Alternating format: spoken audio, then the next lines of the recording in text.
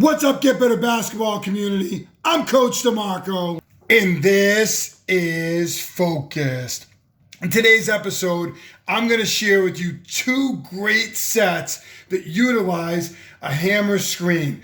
Hammer screens are very popular in basketball, but especially in late game situations, or in one case at the end of the half. We're going to see one from Butler, and we're going to see one from the University of North Carolina. One's going to be in the half court, and the other one is going to be in a sideline out of bounds situation. Hammer screens, very, very popular action in the game, and I'm going to show you two ways that you can use it in this episode of Focus. Really, really simple.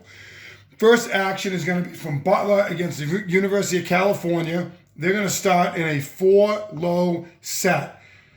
This player is going to come up to set a ball screen. It's going to be a little bit more of a ghost screen. This player is going to show the screen, as you'll see in a ghost action, and then they're going to run off that screen. So they're not going to stay and set it. They're going to kind of show screen, and they're going to run off of that screen. So we're going to end up with our 3-player who came off of that ghost screen, and our 1 is going to work downhill.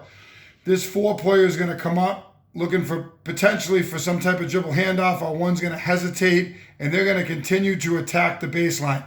As that's happening, we're going to get our 5 and our 2-player. Now, usually hammer screen, you get 1 player who's going to set it, and this player is going to work from the top down to the baseline as this player drives, and they're going to pass that along the baseline. We're actually going to get a staggered action in this first set from Butler. This player is going to come off it. We're going to get the drive on the baseline. We're going to get the pass to the corner, and we're going to get the knockdown 3-pointer from Butler. Let's check it out.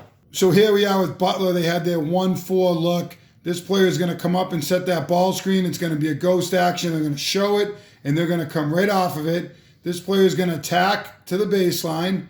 We're going to get a little bit of a lift here, nice hesitation, and here's that staggered screen that's going to happen. Typically, the hammer screen will just get from this player who's going to set it, and this player is going to work to the baseline. We're actually going to get a staggered action in this one. It's at the end of the half, 7.7 seconds left. Teams love this at the end of the half, at the end of the game, and you'll see why, as we're going to get a pass to the corner, and we're going to get an open 3-pointer.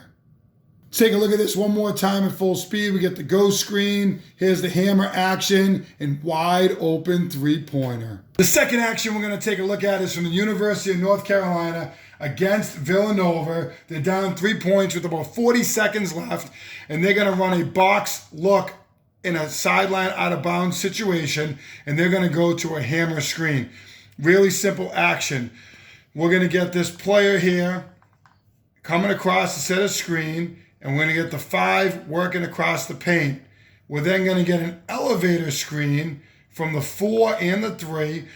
So 1's going to set the screen, and then they're going to come up to the top off of the elevator screen. So we're going to end up with our 5-player over here.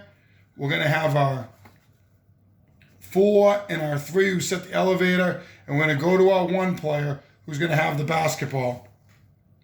4 is going to set a little screen, a little bit of an Iverson cut here for 3. 1's going to go to 3, and they're going to catch the ball out on the wing. So we're going to have our 3-player with the basketball. We're going to have our 1-player up top, and we're going to have our 4 who just set that little screen for 3. Really, really simple. Here comes the hammer action. 2's going to step in bounds.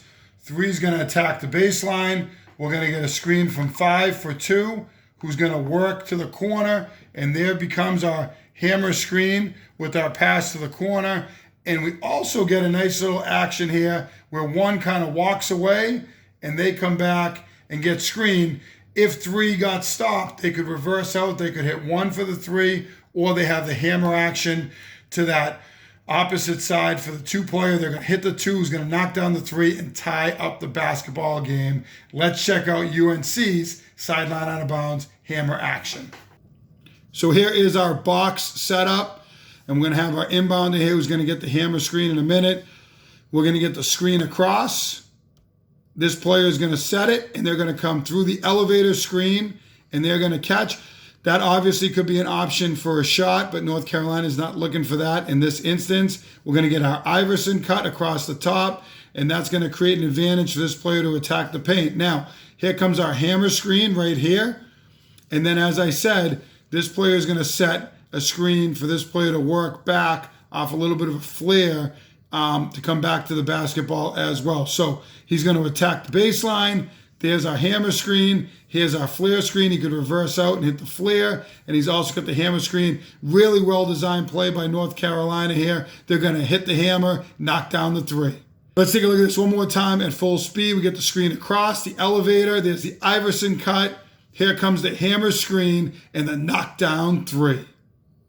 Hammer screens are great in late game situations. I love them because it's a back screen with this baseline drive, and you get this player coming out to the corner. NBA teams like to use it. High school teams use it. College teams use it. It's great at all different levels of play. If you want to incorporate hammer screens with your team, you have a sideline out of bounds action and a half-court set that you can now use. If you like this video, make sure you hit that like button down below, turn on your notifications, and subscribe to Get Better Basketball on YouTube for more great video breakdowns each and every week. As always, get better every day.